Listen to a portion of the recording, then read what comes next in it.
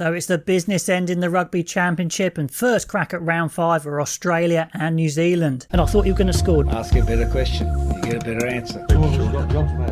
Hi guys, welcome back. So let's get straight into these teams. I'm going to tell you my thoughts. I'd love to know your thoughts. Now in the front row for Australia, we see Parecki getting a chance to start at hooker over Fainga'a. That's probably something to do with a line-out malfunction, although Parecki's been doing well off the bench, so kind of fair enough, but the experienced slipper and Ala Alatoa alongside him to help him through. Now it'll be a good battle against the All Blacks for sure. De Groot, Takiaho, Lomax been going really well for New Zealand, getting lots of time there, so a good head-to-head. But I do think New Zealand might fancy their chances in this front 5 because Arnold is out, unavailable. Holloway has to move up from back row. I don't think he started there before in tests at least, so that's a pretty big loss. Is Brodie Retallick fit enough? Nearly a centurion of caps now. Maybe he would have started on the bench if they had a few more players available, if Frizzell, for example, was available.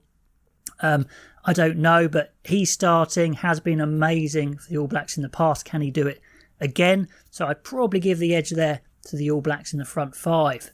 And just a little note here, guys, I do have an affiliate link. I've mentioned it before, but if you're trying to watch the game on a network that doesn't normally let you watch Stan Sports or Sky Sports, or you're abroad, maybe it's time for a VPN. I've got a good deal here with Private Internet Access VPN, 3 months free, and then for 2 years it's 83% off, so just $2.11 US for 2 years. Pretty decent. Use that link below or in the pinned comment if you want to give it a go. I've been running it for a few months now and it's been going very nicely indeed, plus that extra security and anonymity it gives you, the encryption, etc. So yeah, do use that link below or in the pinned comment if you want to give it a crack. Back row, let's compare the back rows. Australia, they are starting the firecrackers Leota and Samu, who have been coming off the bench, having such a great impact. I think it's fair they get a start here. Is it the most balanced? Let me know. You've got McWright on the bench, who, is really good over the ball, but, pure explosive ball carrying, tackling, Leota, Samu, Valentini, really exciting. The back row for the All Blacks, not ideal. You've got Frizzell dropping out, and he's really grown into that modern enforcer for them. I mean, we say enforcer in the old days, that was literally going around punching people. You can't do that now. It's now just, hitting hard in the tackle and as legal as you can, certainly putting yourself about. But Scott Barrett's in that mould, but then he's been a starting second row, so they've had to fiddle around there. Hopefully, like I said, Retallick is fit enough, but is a bit of a risk as well because he's your replacement second row. No one on the bench there to replace second row directly. I mean, who's the emergency? Papali'i, Akira Ioane. You tell me, I'm not sure. Kane starts at 7. Has been going pretty well.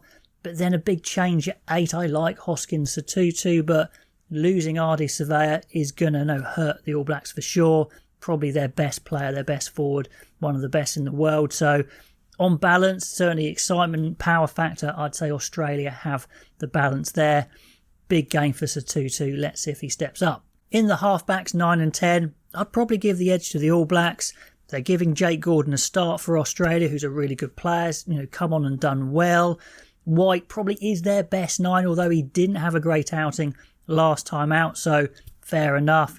Probably going to see a few less antics as well. But yeah, Gordon's a good player, but big game for him. Problems at 10 as such, Lolesio dropping out, concussion problems, a blast from the past with Bernard Foley coming back in, who we know can be a mercurial attacker, although at 33 maybe not quite the athlete he was, but not over the hill. In the past, Australia have hidden him in defence. I don't know if they're going to play, really silly positions with him in this game, dropping him out of the defensive line altogether. They'll probably just keep it pretty standard. But I think Gordon Foley, is an untried combination there with Smith and Mo'unga. I think you've got to give the edge to the All Blacks. I really hope Richie Mo'unga plays that tactical game, building into the game like he did in the last game where he varied his kicks. He didn't overrun the ball. Love that, or will they get tempted to throw it around a bit earlier? Love to know your thoughts, but I really like the way they managed the game last time out against Argentina. Centres wise, and it's Australia that has to deal with another injury. Paisami, another concussion, absentee. So Fekete comes in there. Only 2 tests. He's a good player, but it's a big ask alongside Iki Tau. Then obviously it's Havili and Ioane again. Hopefully Havili can help Mwanga with those kicking options, pinning Australia into the corners. That's what they'll hope. So with that disruption, I'd give the edge to New Zealand again. Back 3, we see a change there for Australia. Kellaway coming in. He's a classy player. He's a good all-rounder. Probably needs a big game. On the wings, we've got Wright and the ever-enthusiastic Corambetti, the human missile. On for New Zealand, we've got Will Jordan and Caleb Clark. I think they do have the edge there in pure attacking intent and threat. Jordan, signs of him coming back to form there against Argentina. I really want him to cut loose. One of my favourite players, Geordie Barrett at 15 there. So let me know what you think of the starting 15s. Who has the edge where? Australia on the bench, we see Swain there, who could have started in second row. So I'm not quite sure why he didn't. Let me know why you think they've gone Holloway. Right there covering the back row, probably 7 more. White, very experienced, coming on at 9. Hodge covers 10. It can cover other positions as well, but Pattaya is very flexible, can cover centres and can cover back 3. On the bench for New Zealand, very similar story here, but we've got Ioane and Papali'i on the bench there. Hopefully they won't get called up to second row.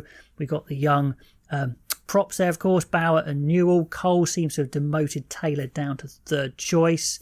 And the backs, Christie again covering 10, Beauden Barrett covering 10 and 15, although I expect him to come on probably at 10, but who knows. Tapia coming on to back up the centres. Still got that battle, I think, with Havili.